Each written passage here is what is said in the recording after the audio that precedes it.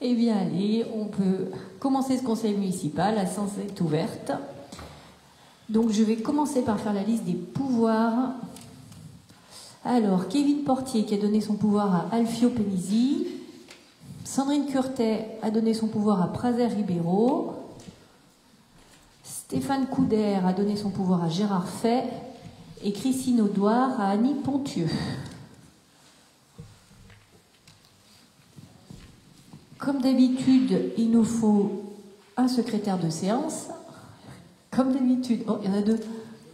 Allez, on change, Sandrine. Didier, secrétaire de séance. Merci. Alors, au sujet du procès-verbal du dernier conseil municipal en date du 18 décembre, est-ce qu'il y a des remarques à faire concernant le PV, des choses qui auraient besoin de rediscuter ou de modifier? Non? C'était bien fidèle aux discussions, aux débats. Eh bien, très bien. Donc, je vais vous demander de l'approuver, puisqu'il n'y a pas de remarques. Qui est contre? Personne. Qui s'abstient? Personne. Eh bien, le PV du dernier conseil municipal est approuvé. Alors, un ordre du jour pas trop important ce soir, et tant mieux, parce qu'on a froid dans cette salle, sans chauffage, économie oblige. Alors, nous aurons 3 points qui concernent les finances publiques. Une demande de subvention à la préfecture de l'Isère au titre du programme de la DETR 2024 et à la région Aura pour l'octroi d'une subvention au taux le plus élevé pour la rénovation de l'église. C'est Annie qui nous fera le retour. Une demande de subvention à la préfecture, idem DETR et Aura pour le réaménagement de l'annexe du gymnase en local associatif. Et c'est aussi Annie qui mènera cette délib. Et enfin, la prise en charge des dépenses d'investissement avant le vote du budget primitif 2024 avec Gérard. Nous aurons un point ressources humaines avec la création d'emplois non permanents pour faire face à un besoin lié à un accroissement temporaire d'activité. Et nous terminerons en domaine et patrimoine avec la vente de la parcelle cadastrée A419 rue Abbé Cuchet. Et c'est Nathalie Goua, la rapporteure. Alors, est-ce que tu as un micro? Oui. Eh bien, Annie, on t'écoute pour la première délibération concernant la rénovation de l'église, cette fameuse église. Bonsoir. Alors, c'est une demande de subvention à la préfecture de l'Isère au titre du programme de la DETR 2024 et à la région Aura pour l'octroi d'une subvention au taux le plus élevé pour la rénovation de l'église. Donc l'église Saint-Paul de Noyaret, suite à des dégâts d'orage répétés, nécessite une rénovation d'ensemble pour mise en sécurité et remise aux normes.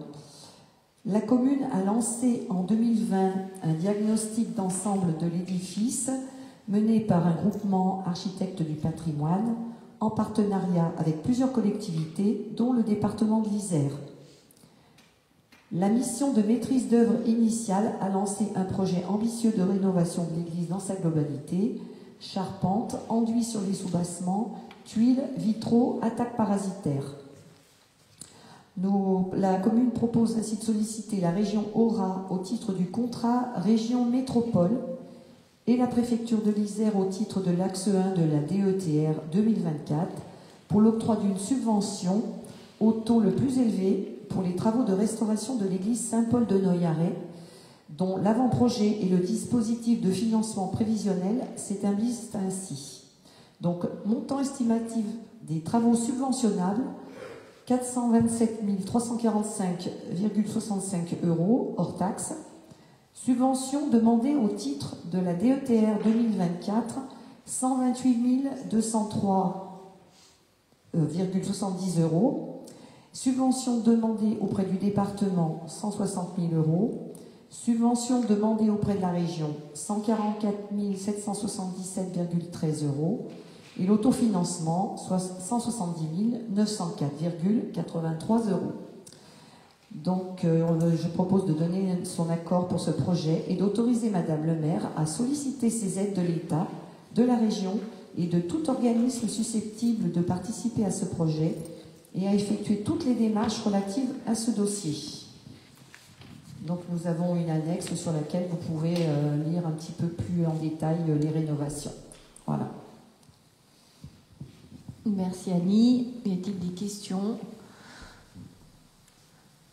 Oui, Christian, c'est un micro.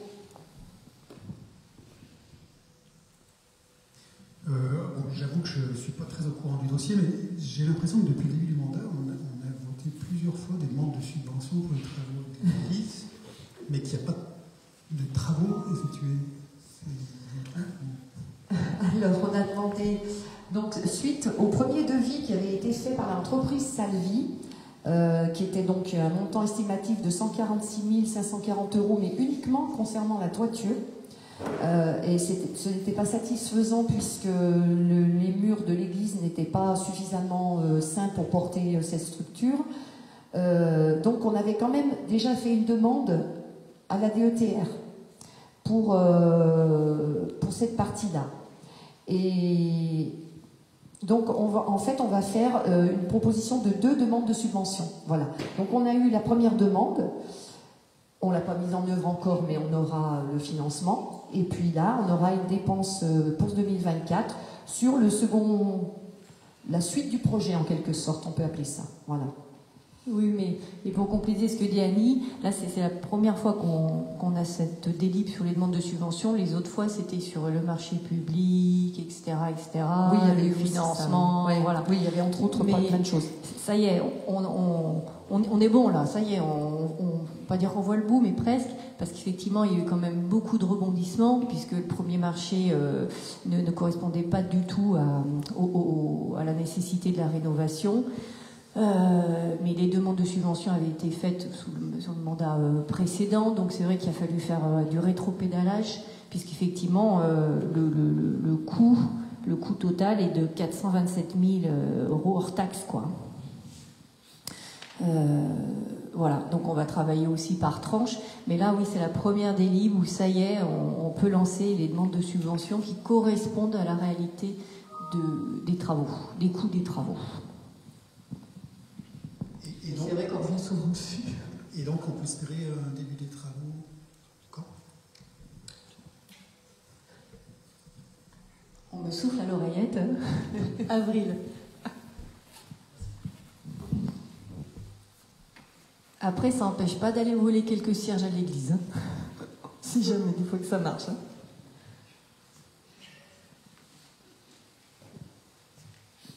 Hein. Y a-t-il d'autres remarques? Donc je vais mettre ce rapport au vote. Qui ne prend pas part au vote? Personne. Qui s'abstient? Personne. Qui est contre?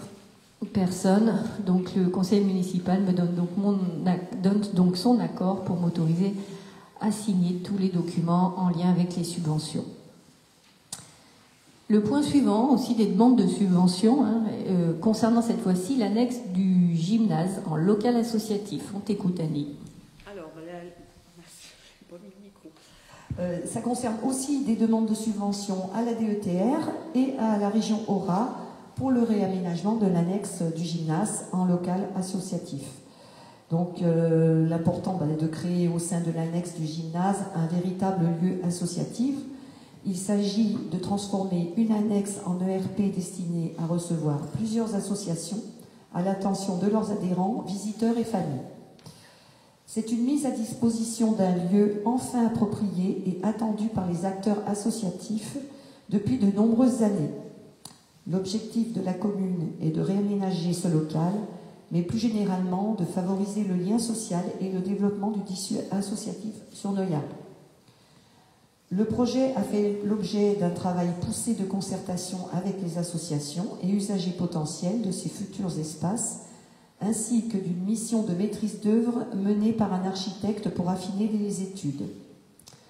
Je propose de solliciter ainsi la région Aura au titre du contrat région métropole et la préfecture au titre de l'axe 2 de la DETR 2024 pour l'octroi d'une subvention au taux le plus élevé pour le réaménagement de l'annexe du gymnase en local associatif, dont l'avant-projet et le dispositif de financement prévisionnel s'établissent ainsi.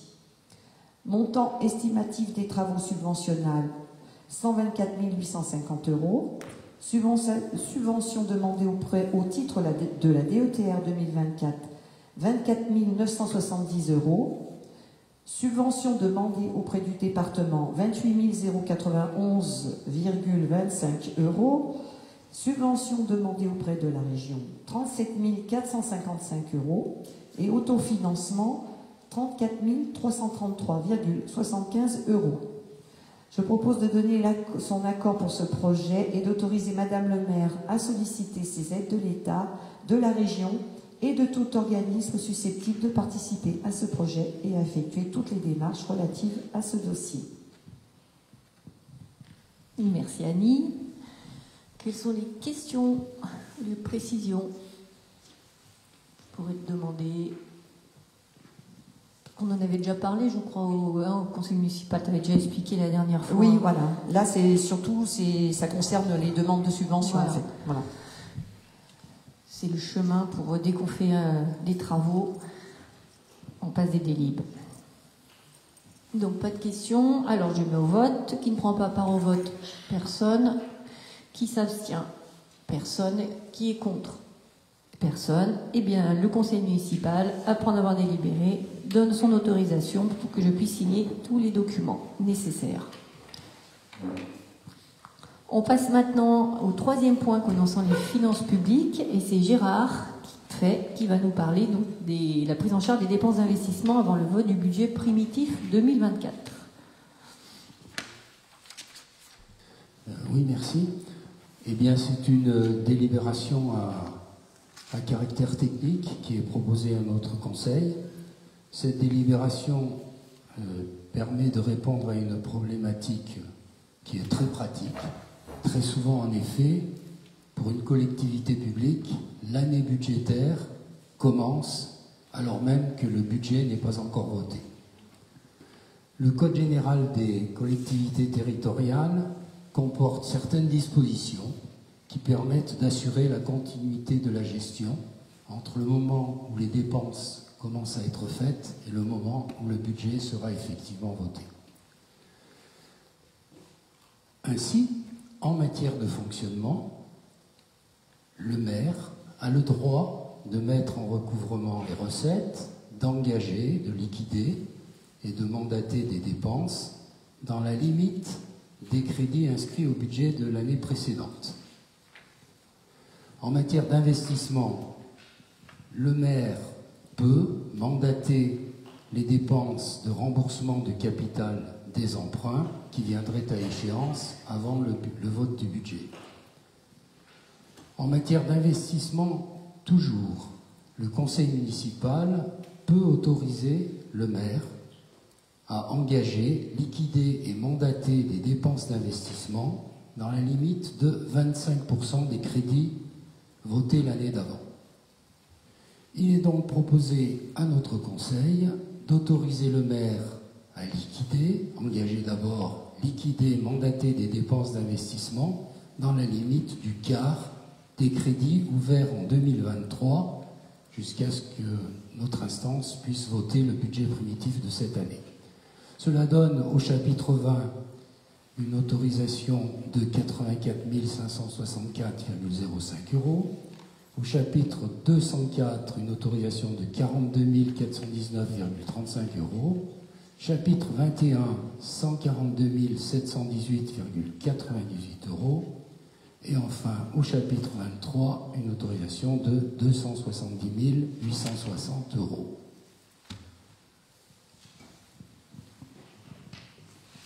Merci Gérard. Alors, y a-t-il des questions? Non. Non. Bon, ça c'est habituel. Alors, je mets ce rapport au vote. Qui ne prend pas part au vote?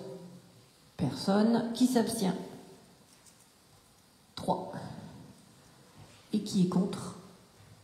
Personne. Eh bien, le conseil municipal donne son accord et m'autorise à engager, liquider, mandater les dépenses d'investissement dans la limite du quart des crédits ouverts en 2023 et dans l'attente du vote du budget primitif 2024. Un budget qui est au travail en ce moment dans chaque délégation. Non, je crois que vous avez fini en plus. Ouais. Alors, le point suivant concerne les ressources humaines. Avec la création d'emplois non permanents, il faut faire face à un besoin lié à un accroissement temporaire d'activité. Pour faire court, c'est sur conseil de la préfecture pour mettre à jour le contrat d'un des agents de la mairie qu'il est nécessaire de passer par cette petite pirouette cacahuète. Donc, petit tour de passe-passe, ouais. Donc, recruter un agent contractuel pour faire face à un besoin lié à un accroissement temporaire d'activité, à savoir participer à la conception, à l'élaboration, à la mise en œuvre des politiques décidées dans le domaine administratif et financier. Donc, c'est vraiment une transition pour pouvoir permettre de chevaucher sur la suite du contrat. Donc, propose au conseil municipal la création à compter du 1er février d'un emploi non permanent pour faire face à un besoin et un accroissement temporaire de grade attaché relevant de la catégorie hiérarchique A à temps complet. Cet emploi non permanent sera occupé par un agent contractuel recruté par voie de contrat à durée déterminée pour une durée de 12 mois maximum pendant une même période de 18 mois du 1er février 2024 au 31 janvier 2025. Il devra justifier d'une expérience en gestion budgétaire et comptabilité publique ainsi que dans l'élaboration et le suivi des marchés publics. Donc vous avez bien compris qu'il y a un peu une embauche qui va être faite. C'est par conseil de la préfecture, je le redis, de faire un rattachement sur entre deux contrats, je perds mes mots, et on aura une autre délib dans quelques mois, je pense, 2 mois, où on votera et qui remettra les choses dans l'autre sens. Bref, les joies de l'administration. Y a-t-il des questions? Non. Donc je mets au vote ce rapport qui... Oh, pardon. Ah, je ne mets pas mes lunettes. Moi non plus. Mais c'est quand la préfecture il dit il faut faire ça, on dit oui monsieur, allez on fait ça. Mais on pourra en parler un peu après, plus en détail, parce que je ne vais pas donner le nom de l'agent au conseil municipal et expliquer mieux, mais on pourra expliquer un peu mieux après. Donc, qui ne prend pas part au vote? Personne. Qui s'abstient? Personne. Qui est contre? Personne. Donc, le conseil municipal donne son accord pour tout ça. Et on arrive au dernier point. C'est cool, parce qu'on est vraiment froid. Domaine et patrimoine. Alors, pareil, petit air de redite sur cette délib. Parce qu'on aime ça. Écoute, Nathalie. Donc en fait, effectivement, on avait déjà pris une délibération en novembre sur le même sujet. Donc celle-ci vient juste compléter par le nom de l'acquéreur, ce qui est demandé apparemment par le notaire. Donc du coup, je ne vais pas tout relire, mais donc c'est un bien communal qui est à vendre en bas de la rue à Bécuchet. Donc la commune n'a pas du tout d'utilité à ce bien. Il fait 1470 mètres carrés. En annexe, on a bien l'avis de France Domaine du 5 juillet 2023, admettant la valeur vénale du bien à 1470 €, soit 1 € le mètre carré. On a la proposition en date du 22 janvier 2024 pour l'acquisition de la parcelle au prix de 1470 € net vendeur émise par M. Julien Perrard pour son compte propre ou pour toute personne physique ou morale qui se substituerait à lui. Donc du coup, lui est également propriétaire de terrains qui jouxtent cette parcelle et il l'utiliserait pour y stocker du bois en surface. Donc il n'intervient pas sur le sous-sol. Voilà. Donc je propose la cession du bien communal dépendant du domaine privé de la commune et d'habiliter Madame la maire ou, à défaut moi-même, à signer tout document relatif à cette vente et notamment l'acte notarié à passer par devant l'étude notariale Acti Memori, notaire associé à Fontaine. Merci. Je gèle. J'irai pas parler. Y a-t-il des questions? Non. Est-il donc je mets au vote ce rapport? Qui ne prend pas part au vote? Personne. Qui s'abstient? Personne. Qui est contre? Personne. Adjugé vendu. Après en avoir délibéré, le conseil municipal décide ou autorise la cession du bien communal, etc. 1470 €. Voilà. Et bien on arrive au bout des 6 points. Je dois vous faire part d'une décision administrative qui concerne la signature du MAPA pour le marché de services relatif à la prestation d'assurance pour les besoins de la commune de Noyaret. Il faut quand même savoir que les collectivités peinent énormément à trouver des assurances. On était au congrès des maires avec Annie Alfio, il y a eu une conférence entière dédiée là-dessus. C'est toi, Annie, je crois, qui était allée, hein. Et avec des communes qui n'arrivent pas à s'assurer quand même, hein. C'est un scandale. Donc nous, on a du bol, entre guillemets, enfin c'est pas que du bol, mais du boulot derrière, puisqu'on a signé avec la société SMACL Assurance SA sur les 4 lots, dommages aux biens et risques annexes, responsabilité et risques annexes, flotte automobile et risques annexes, et une dernière assurance, protection juridique des personnes physiques. Donc vous avez le coût des primes, je vous laisse faire la somme si vous voulez, et que ces crédits sont inscrits au BP 2024 de la commune. Voilà, on passe aux questions diverses, on a terminé. Hop, est-ce que vous avez des points? Oh, une post-it.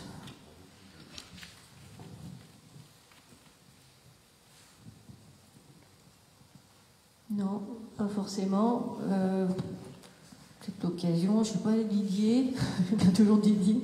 Didier. Non, il n'y a pas de manifestation. Si, il y a un truc là. Petit d'honneur. Ouais, le week-end prochain, il y a du théâtre, évidemment. Espèce en danger. Espèce en danger. Voilà. Ok. Bon, très bien. Eh bien, écoutez, je vous propose de clôturer ce conseil municipal. Et le prochain aura lieu, je ne sais plus, le 25 mars. Normalement. Normalement, le 25 mars. Et normalement, le vote du budget. Voilà. Et puis, on va passer au... Le conseil municipal est terminé. On peut passer au public.